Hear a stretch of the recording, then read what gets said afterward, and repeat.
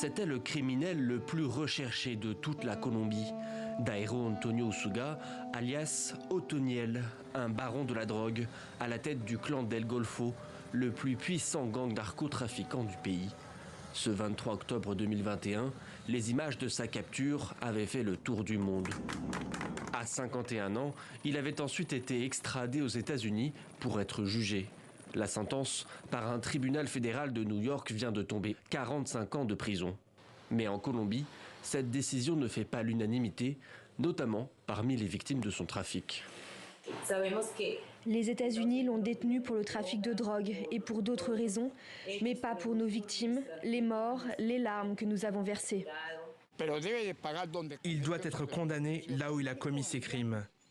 Si Otoniel est un Colombien ordinaire, comme je le suis, quel que soit le crime qu'il a commis, il doit être condamné devant les autorités colombiennes et non devant une autorité étrangère. Otoniel avait plaidé coupable en janvier 2023 de trafic international de cocaïne. Il avait reconnu avoir fait entrer plus de 96 tonnes de cocaïne aux États-Unis via l'Amérique centrale et le Mexique.